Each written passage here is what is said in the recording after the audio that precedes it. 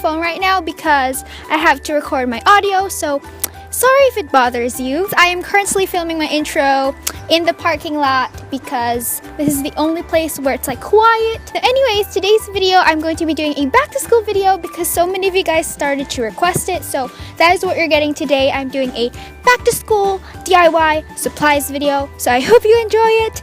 And yeah, I think that's all I have to say. I'm currently out of breath. I don't know why. I'm not fit. So sorry about that. Stay tuned for more vlogs coming up because I'm definitely gonna vlog while I'm here in the States. If you didn't know, I'm in the States currently taking a vacation, so that is why I'm here. And currently this is the only time I can film my intro because we're always on the go and we're always like outside, so this is the only time where I can rest, and we're currently doing laundry. So that's why. Give this video a thumbs up if you liked it, and let's go ahead and get started.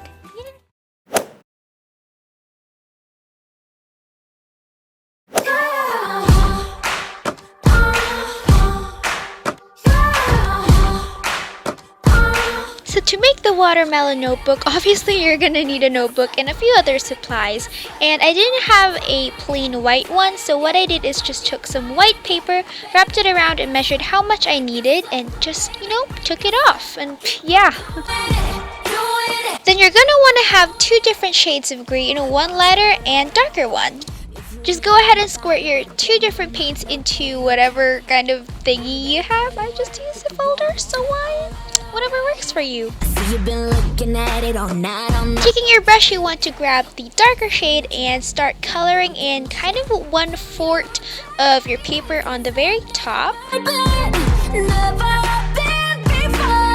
Then taking the same brush, I'm going to dip it on the lighter color and just basically kind of do an ombre, if you know what I'm saying. So basically it just goes lighter towards the middle and just blend it in nicely until you kind of get the perfect shade of your watermelon. Now when I filmed this, I sort of didn't have some red paint, so I just sticked with pink. But you know what? You should use some red paint so it looks more like a watermelon. But anyways, all you gotta do is basically the same thing as what we did earlier. Just grab the darker color and paint it towards the outside, and then blend it in with the lighter pink in the inside. And once you're done with that, you want to take a little bit of a damp brush and some white paint and just go crazy and paint the entire middle. Well, kind of not the entire middle, but you just want to make sure that you blend it in both on the green and the pink side. So you can either paint or draw the seeds out like what I did, so it looks more like a watermelon. Taking me down as a prisoner's right. And URDONE. Done. So to make the kitty cat notebook, I basically did the same thing as what I did in the watermelon. Because I didn't have a plain notebook, I just wrapped around some white paper. So this is probably the simplest notebook that I'm going to show you guys. All you have to do is search up an outline for your kitty cat face, and I just first drew it with a pen, and then to make it even more solid colored, I used a Sharpie and just traced in the face that I made. I don't know if you can tell, but my kitty cat's a girl because she has really long eyelashes and she has little freckles. Smoke signal alibi, they whisper every night, saying this isn't right, then nobody. Now of course my kitty cat is a pretty princess goddess just like me. Or maybe not, I don't know. But of course she needs a little crown, so I just used some gold ribbon and glued it on top of her head. And I just thought that added a little bit more spice to the notebook. Or the kitty cat, I don't know. Now to attach the little paper with the art that we made to your notebook, you can choose to tape it, but I think folding it is pretty secure by itself. Yay, we did it!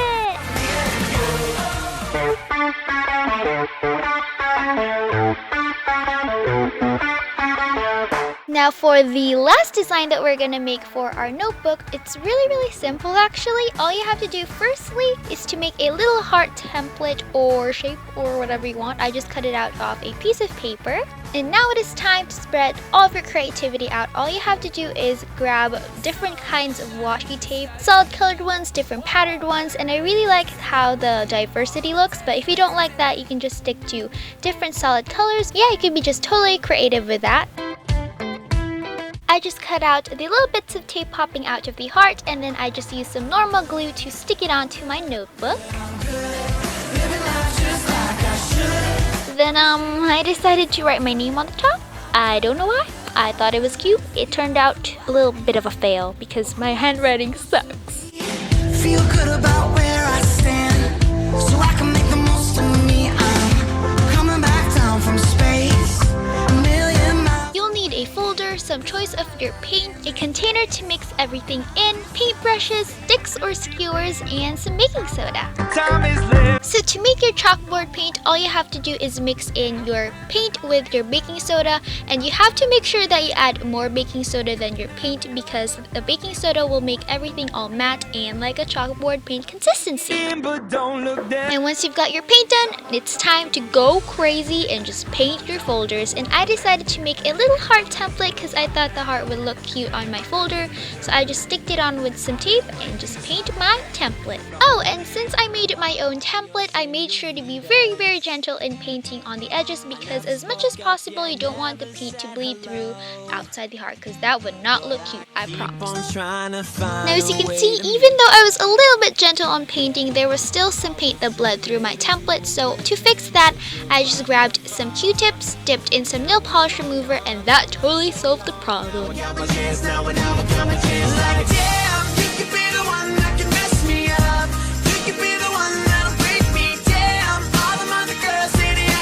If you're not a chalkboard person, then don't worry because I've got you covered. I'm going to show you guys how to make a whiteboard label.